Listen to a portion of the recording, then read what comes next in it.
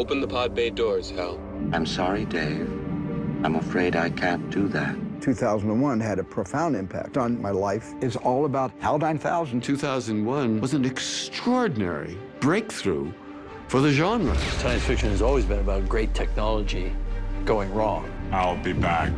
That image, Schwarzenegger as the Terminator, it's a perfect nightmare. You have two of the most popular AI characters in pop culture. At the time, I said, don't be afraid of the robots. The robots are our friends. The conception of what robots will be is directly, umbilically connected to our idea of them as an underclass. Replicants are like any other machine.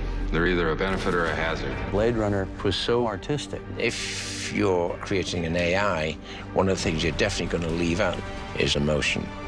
Battlestar Galactica is about humanity's greatest weakness. You're just a bunch of machines, after all. The inability to see others as worthy as ourselves. Our machines have been the stuff of dreams and of nightmares. The question is, can man and machine forge a future together? Hello, I'm here. Oh. Hi.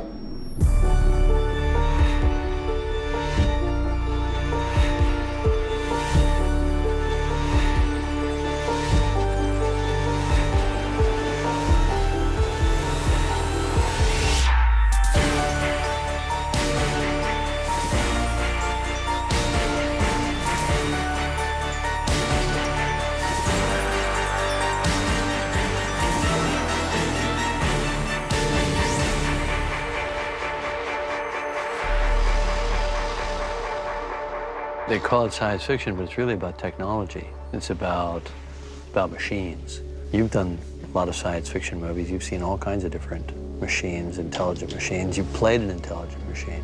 I think that what's interesting is when you have been involved in a business as long as I have, what is so unbelievable is that as I have done Terminator movies, one after the next, and you see something starting out kind of what is called science fiction, and then all of a sudden it becomes kind of science reality. Yeah, I think science fiction has always been about great technology going wrong. It's like how AI might be a threat to humanity. I'm a friend of Sarah Connor. Can't see her. She's making a statement. I'll be back. That image, Schwarzenegger as the Terminator, Skynet sending this emissary, quasi-human, into our midst, it's a perfect nightmare of the machine catastrophe.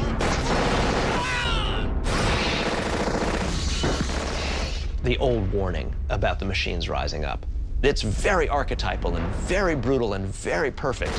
When I first thought of the idea for the Terminator, How did you come up with that idea? it came from a dream. I had a dream image of a chrome skeleton walking out of a fire. And I thought, what if he was a cyborg and he looked like a man and was indistinguishable from a man until the fire? And what would be the purpose of that thing? He was representing a much more powerful intelligence, the soldier sent by Skynet from the future.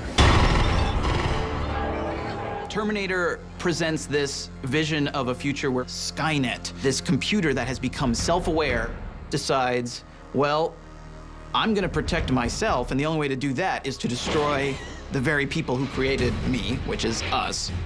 Skynet is not the first all-powerful computer. This trope goes back to Robert Heinlein's The Moon is a Harsh Mistress, to Colossus, the Forbin Project, and even up to War Games, The Whopper. But part of what makes the Terminator so scary is that it is relentless, and it will not stop until it achieves its objective.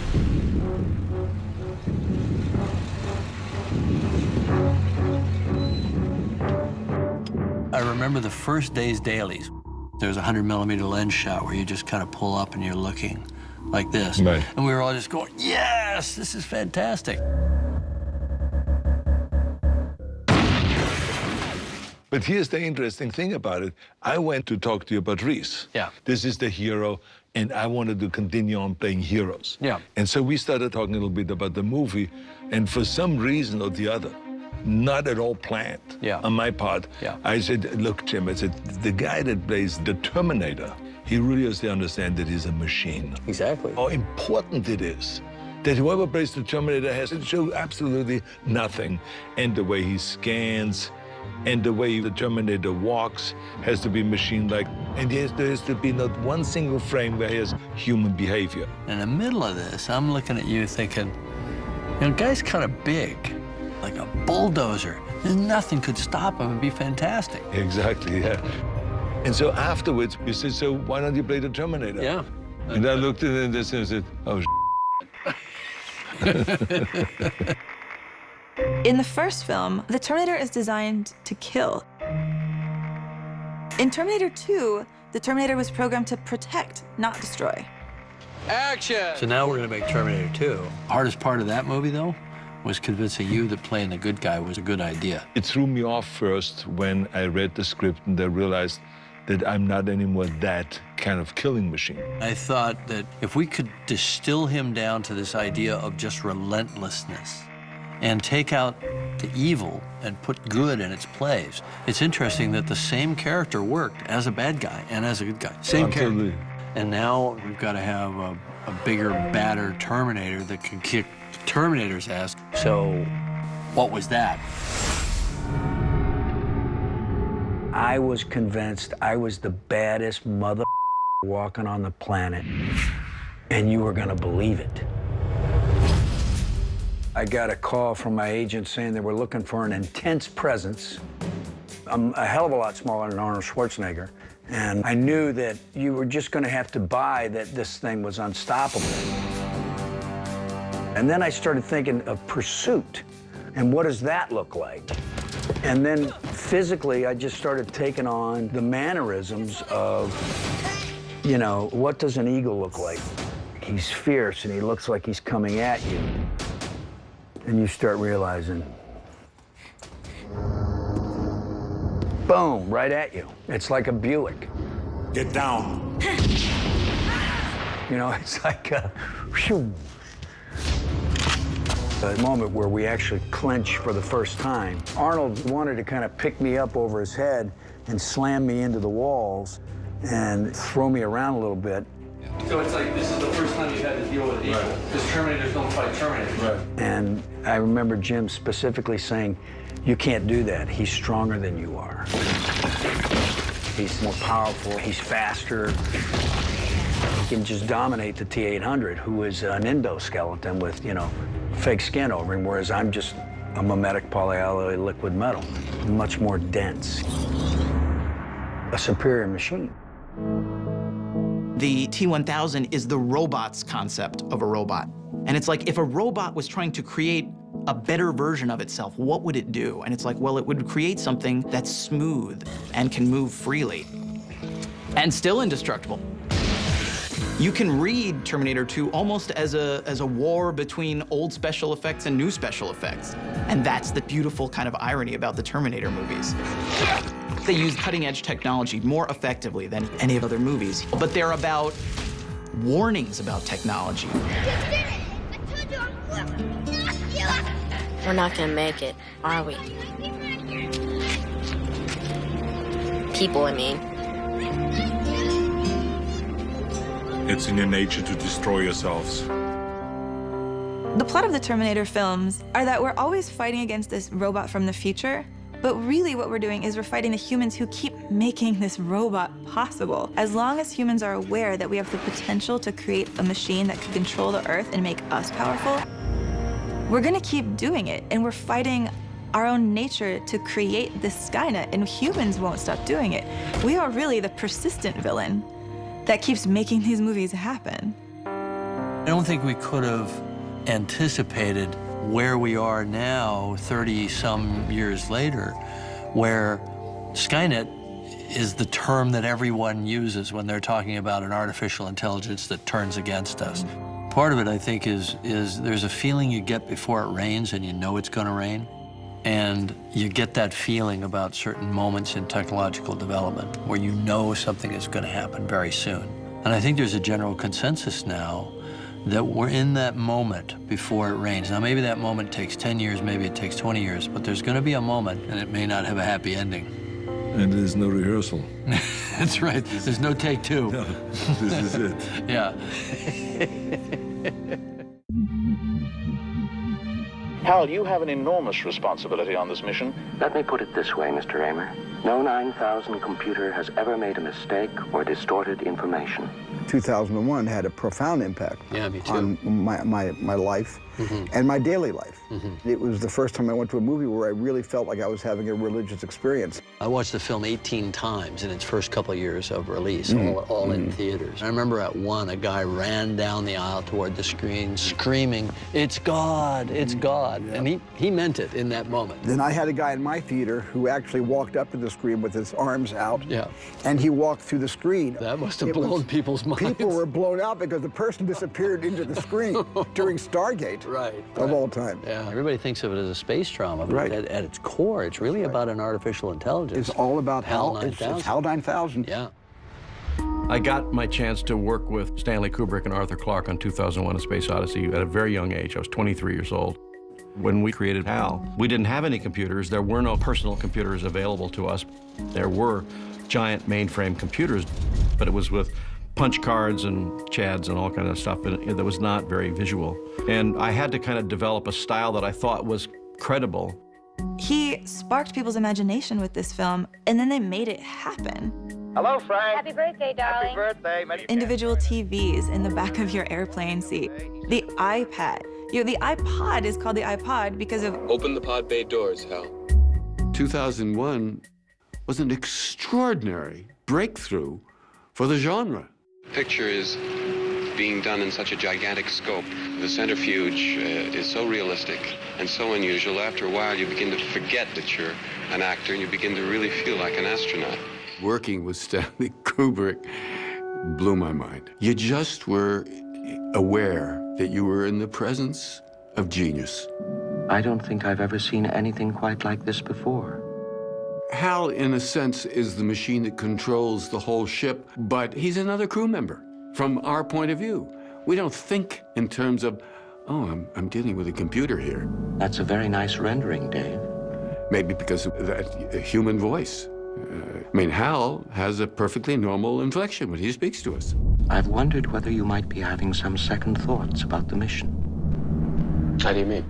What does it mean to have a robot who's basically running the ship that supports your life? That's a lot of trust to place in a machine. The key point in the film occurs when Bowman says, Well, as far as I know, no 9000 computers have been disconnected. Well, no 9000 computers ever fouled up before. Well, I'm not so sure. What do you think about it? and HAL 9000 is reading their lips. At that point, we recognize HAL 9000 has some imperative that it must survive. I know that you and Frank were planning to disconnect me, and I'm afraid that's something I cannot allow to happen.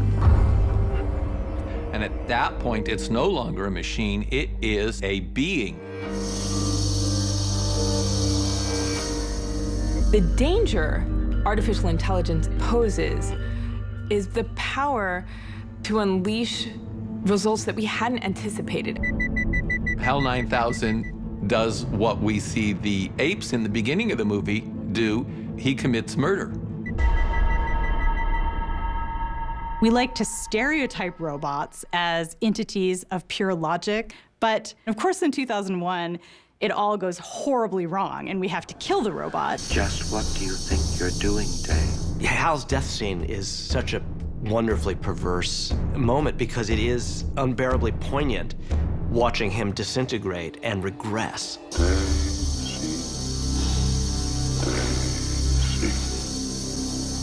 Bell Laboratories was experimenting with voice synthesis around the time of 2001. One of the very earliest voice synthesis experiments was Daisy Daisy, performed by an IBM computer.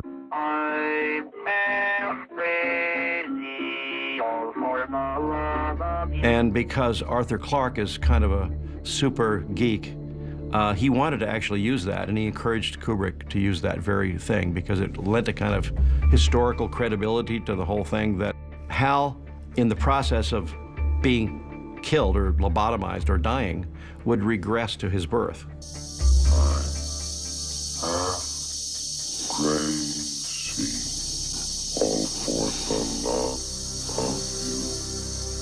You know, it's really hard to make a technology. It's really hard to design AI. So much thinking, so many brilliant minds have to go into it.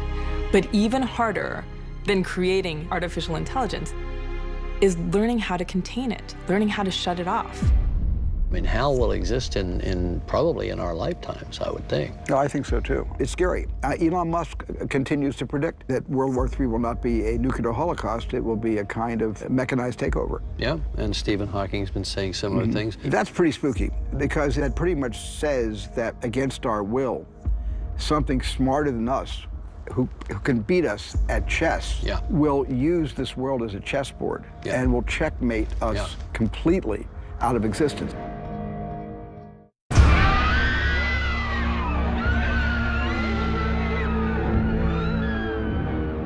Unfortunately, most depictions of robots in science fiction have been really negative, and very much depictions of rampaging robots engaged in a desperate struggle with humans to decide who shall own the fate of the Earth and the universe. And that's part of a very long tradition in science fiction. Fritz Lang's Metropolis was one of the first, if not the first, big science fiction epic film. It's the story of this very futuristic world. There's one of the great bad robots of all movies, Maria. That is the movie robot. Pulp magazines always had a full-color cover. Very often the cover would be robots that had just run amok from human creators. They were always mechanical. They were big, hulking things. Lots of steel and machinery, glowing red eyes, claws, not fingers, and they were generally quite violent. So that image persisted a long time. But then along came Isaac Asimov. If we could have roughly man-like robots who could take over the dull and routine tasks, that this would be a very nice combination. Asimov was very central to helping make science fiction what it is today. He was at the 1939 World's Fair in New York City. It must have felt like a very science fictional experience to him, and not in least part because he would have seen Electro, the smoking robot. Okay, Toots. And this really inspired Asimov, and so he decided to start writing stories where he would explore robots as tools and helpers and friends of humanity rather than enemies. He invented these images and these ideas that I think defined how people in the field thought about robots. Specifically, those 3 laws of his, of course, are really important. What are the 3 laws of robotics? First law is a robot may not harm a human being or, through inaction, allow a human being to come to harm. Danger, Will Robinson. Danger. Number 2, a robot must obey orders given it by qualified personnel. Fire. Unless those orders violate rule number 1. In other words, a robot can't be ordered to kill a human being. See? He's helpless. The third law states that a robot can defend itself. Except where that would violate the first and second law. I think Asimov's laws are very smart. Very, very smart. I think they're also made to be broken. We know you'll enjoy your stay in Westworld, the ultimate resort. Lawless violence on the American frontier, peopled by lifelike robot men and women. The movie Westworld looks at a theme park with guests coming in and doing whatever they please to the robots. It was really a forum for human id to run amok, where there is no threat of anybody knowing the things that you've done, where you don't have to engage with other humans, and you're told, do whatever you want. Where nothing can possibly go wrong. I'm shot. Go wrong. Raw. Shut down. Shut down immediately. 6 responsive. Westworld was a cautionary tale about robotics. It was the idea that we believed that we could create artificial life and that it would obey us. And stop here and he'll be there.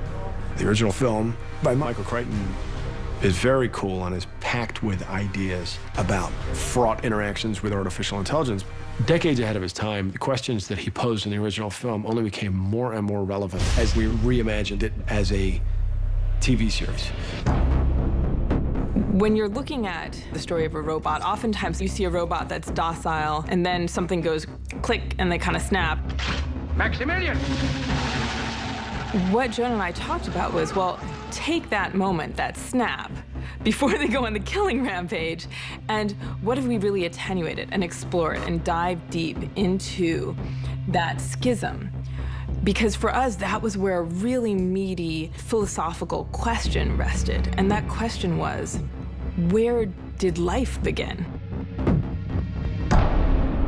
Maeve, who's one of the robots, she's a madam who runs a brothel. She's one of the first robots to start realizing that she's a robot instead of just a person who is living in the Wild West.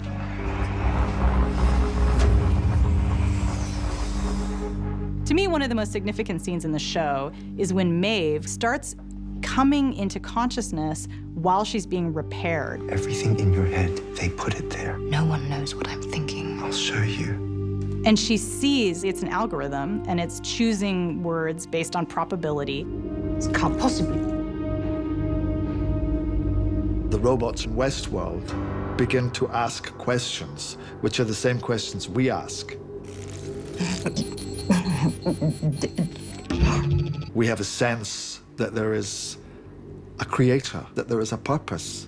There's a reason that we are here. Unfortunately, they discover that the reason that they are there is simply to be an entertainment. I'd like to make some changes. Marvin Minsky, who's one of the pioneers of AI, said that free will might be that first primitive reaction to forced compliance. So the first word of consciousness is no. I'm not going back. Science fiction has always, when dealing with AI, whether it's Asimov's laws or the laws that we try to put in place in Westworld, the question is, can laws ever even fully contain a human? People will stretch those laws, find exceptions to them. I understand now. I'm not sure that an AI would be any different. When consciousness awakens, it's impossible to put the genie back in the bottle. Let's talk about AI for a second. You only see robots in a positive role in your films, which is interesting because that's where so much of the progress is being made now with companions for the elderly, robotic nurses. They're going to make life better for us. Because you have two of the most popular AI characters in pop culture, which are R2-D2 and C-3PO. They're AIs. At the time, I said, don't be afraid of the robots. You know, the robots are our friends. Let's see the good side of the robots. Yeah. And the funny side, because let's face it, for a while they're going to be a little goofy. I've just about had enough of you, you nearsighted scrap pile.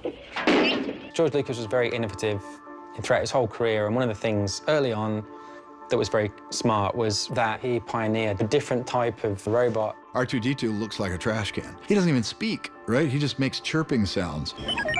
But he's lovable. Everybody loves. He's not cuddly. He's not. That's a great character. C-3PO is probably the most charming and beloved of the robot characters ever made. And I love the fact that George didn't articulate the mouth or the eyes, and so it's a blank mask. And yet we get so much heart from Anthony Daniels' performance. I mean, I love robots, and the idea of being able to design one for a Star Wars film was just too good to pass up.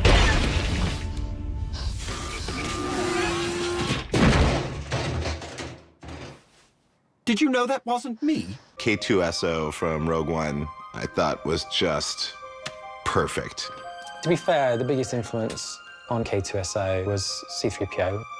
Anthony Daniels, as C-3PO, has a cameo in our film, and I remember going around Anthony Daniels' house to try and talk him into it, and I didn't know if he would hate the idea or if he was fed up with Star Wars. And I sat there and I was so paranoid meeting him and his wife that I just pitched the whole movie to them. And I must have chatted for like an hour. Just kept going and going. And I got to the end and I couldn't tell from his face. And he's like, Gareth, you know, I'd love to be involved. Like, you had me at hello type thing. It was just like having like this god on set, you know, like this original, this is where it all began, Star Wars character. It was like goosebumpy stuff. Friends forever? I think one of the reasons that people love robots and gravitate to the robot characters in movies like Star Wars is because whereas the human characters feel very fully formed, they are people, the robots are things that it feels okay to project more of ourselves onto. Huey, Dewey, and Louie from Silent Running are possibly the cutest robots. They don't talk, but you still kind of always know what they're thinking. It's great to have a best friend. In fantasy, it might be a dragon. In science fiction, it might be a robot. I love Johnny Five. I mean, this is a robot who quotes John Wayne of his own free will. Take heart, little lady. Buck Rogers was great because they didn't exactly rip off R2-D2, but they got halfway there. So they got the voice of Yosemite Sam, they got Mel Blanc, the greatest cartoon voice in the world, Captain Caveman, and they invented Tweaky, who would go You ever have two broken arms, Buster? What? We love friendly robots because they bring out the best of what we are as humans. Wall-E, who's a friendly garbage-collecting robot, isn't at all like a garbage robot should be. He really develops a whole personality. Wow. He's there to clean up the mess that humans have made. And he goes from interpreting that literally to actually saving the world for humanity. Many, many science fiction stories turn the robot into some kind of a romantic figure that somehow becomes more human as the story goes on. There was Lester Del Rey's 1938 story, Helen O'Loy. Bad pun in the title, by the way. The name is Helen Alloy. She's made out of metal. Essentially a housekeeping robot. Falls in love with her maker. It was one of the first stories in which a robot is a sympathetic, romantic character. If you're actually in conversations with a robot where it sounds natural and it sounds like a person, and that person knows you, laughs at your jokes, and has empathy for your struggles in life, and you develop a relationship with that voice, you could absolutely fall in love with it. Hello, I'm here. Oh. Hi. Hi. It's really nice to meet you. What do I call you? Do you have a name? Yes, Samantha. In the movie Her, Samantha's design is that she's been created to be a tool. What's interesting about this idea of a pocket tool is that we see this in our own lives. Our smartphones have become these tools to us that we're dependent on. So Theodore's relationship with Samantha is just one step beyond that. He can't live without her because he also loves her. When Theodore sees her pop up on his screen, it's like seeing his girlfriend. Good night. Night.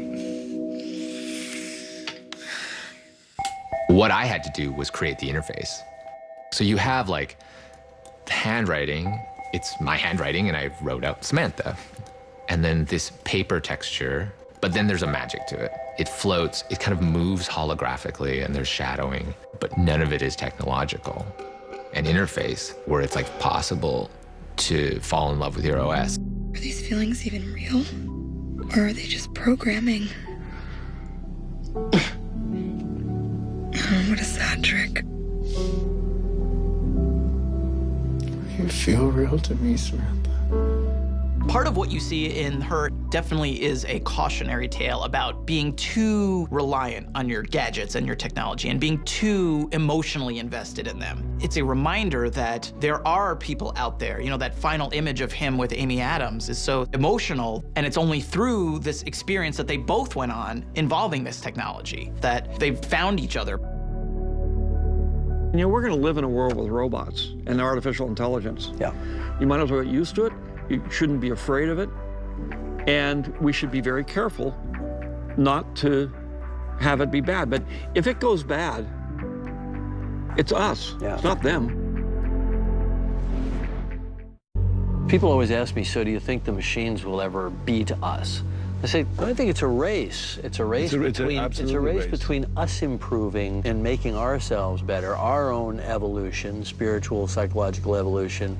At the same time, we've got these machines evolving, because if we don't improve enough to direct them properly, our godlike power of using artificial intelligence and all these other robotic tools and so on will ultimately just blow back in our face and take us out.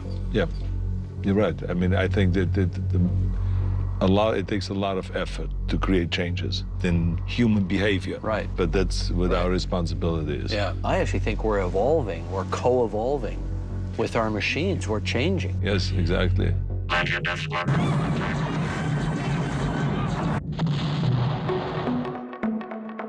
In January of 2002, Universal was looking for somebody to reinvent Battlestar Galactica. So I tracked down a pilot of the original Galactica, and they did in 1978. There were some interesting ideas within it. The final annihilation of the life form known as man. Let the attack begin. But never quite were able to figure out what the show really was. But at the same time, I was very struck by the parallels to 9/11. You know, this is just a couple of months after the 9/11 attack. And I realized immediately that if you did this series at that moment in time, it was going to have a very different emotional resonance for the audience. Battlestar Galactica is about the last remaining scraps of humanity out there in a fleet in deep space after an attack from robots has decimated humanity. So the idea was that human beings essentially started creating robots for all the dirty jobs that they didn't want to do anymore. And then the machines themselves, because they revere their creators, make machines that are even more like us.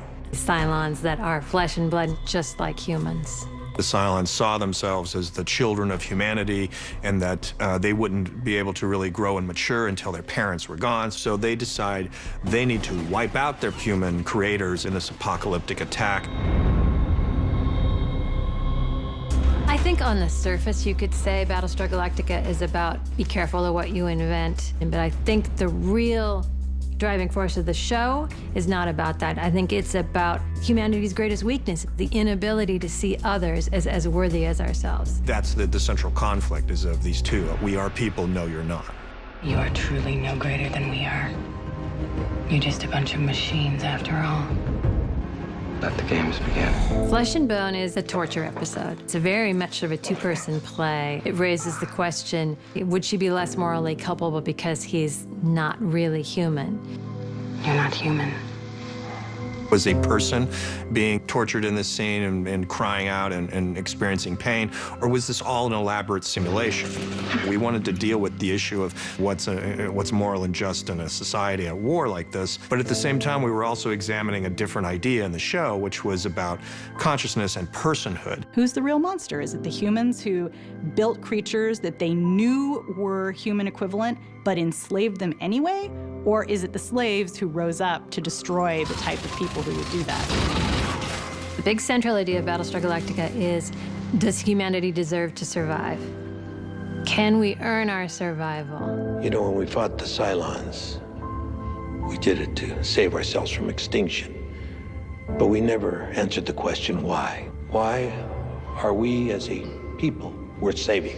That's an amazing question.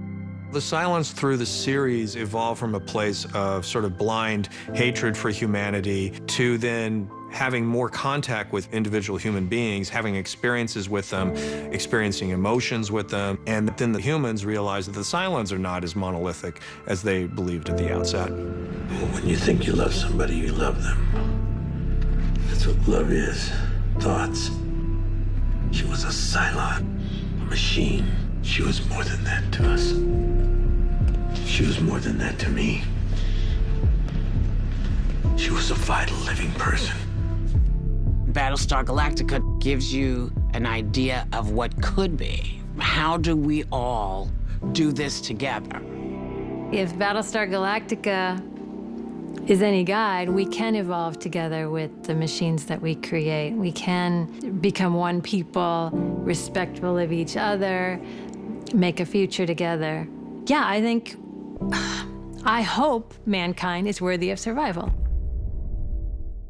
I've talked to some AI experts, and the one expert said, just write out, we're trying to make a person. And I said, so when you say a person, you mean a personhood? They have an ego, they have a sense of identity? He said, yes, all those things. If you're a very smart group of human beings who are creating an AI, one of the things you're definitely going to leave out is to put in emotion. Right. Because if you have emotion, emotion will lead to many facets, one of them being deceit, anger, fury, hatred. Sure. As well as love.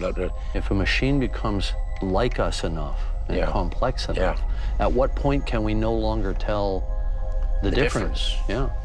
Does it have freedom? Does it have free will? This hearing is to determine the legal status of the android known as Data. The character of Data was sort of everyone's favorite character on the show, and in the writing staff as well. Everyone loved to write Data stories. Here's a robot who wants to be human, but who has no emotions, but wants emotions. So it's really Pinocchio. And the Pinocchio metaphor is powerful. Commander, what are you? Webster's 24th Century Dictionary, 5th edition, defines an android as an automaton made to resemble a human being. The Measure of a Man is one of those sort of very deep episodes that you don't realize is deep until like 4 or 5 years later, and you see it and you go, oh, wow. In the episode, Data's humanity is essentially put on trial. Is he sentient? Is he worthy of being treated as a person? Am I a person or property? And what's at stake? My right to choose. It was a legitimate exploration of this idea of personhood in a legal sense and in a moral sense. Its responses dictated by an elaborate software written by a man. And now a man will shut it off. It was shocking to the characters in the show and shocking to the audience as well, because we love Data. Starfleet was founded to seek out new life. Well, there it sits. Once we create some form of artificial intelligence, these legal arguments are going to happen. Do machines deserve rights? You know, probably. In the history of many worlds, there have always been disposable creatures. They do the dirty work. An army of Datas hold generations of disposable people. He's talking about slavery. The term robot itself comes from the Czech play Rossum's Universal Robots, and the word robota means laborer. A pejorative version of it means slave. So our conception of what robots will be is directly umbilically connected to our idea of them as an underclass. Why do you think your people made me? We made you because we could. You are just a machine, an imitation of life. Replicants are like any other machine. They're either a benefit or a hazard. If they're a benefit, it's not my problem. Blade Runner is a slave narrative, basically. They've created these replicants to be our slaves. And I think that's the part that's really troubling about Blade Runner, is that not only is it sort of this technologically and environmentally ruined future, it's sort of a morally and ethically ruined future as well. I wrote those first couple scripts thinking of a very small movie, and then Ridley said to me, "What's out the window?" And I said, "What's out the window?" "Well, the world." You know, he said, "Exactly. What world is that? Where you make a robot indistinguishable from a human? Think about this for a second. Imagine," and he does that to you, you go, boom. I go, oh God, he delivered a world. That's Ridley, he makes things. Ridley brought everything to it. Blade Runner comes from a Philip K. Dick novel, Do Androids Dream of Electric Sheep? Philip K. Dick was very prolific and very profound, talking about the nature of reality and the nature of artificial intelligence and what it is to be human. That was the nut of the idea, and it grew with Hampton into what it was. Here was this beautiful, beautiful film, dark, noir-ish, you know, and I thought, wow, a film can be so artistic. And the idea of these machines challenging us and their lack of affect, their lack of emotion. The film's constantly saying there is no emotion. Computer just makes decisions. Right. Negative or positive, it doesn't really care. Yeah, with the Voight-Kampff test. Correct.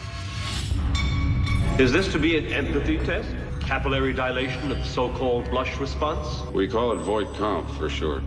The Voight-Kampff is a series of questions that allowed the questioner to find out whether or not who was being questioned had feelings. It's your birthday. Someone gives you a calfskin wallet. I wouldn't accept it. It's about empathy. You're reading a magazine, you come across a full-page nude photo of a girl. Is this testing whether I'm a replicant or a lesbian, Mr. Deckard? Just answer the questions, please. Not to get gooey about empathy, but it does seem that empathy is the big divide between us and everything else. Deckard is very much a man in his job. He firmly believes that as long as robots are working properly, it's not his problem, but that if a replicant misbehaves, it is indeed his problem, and his duty to retire it.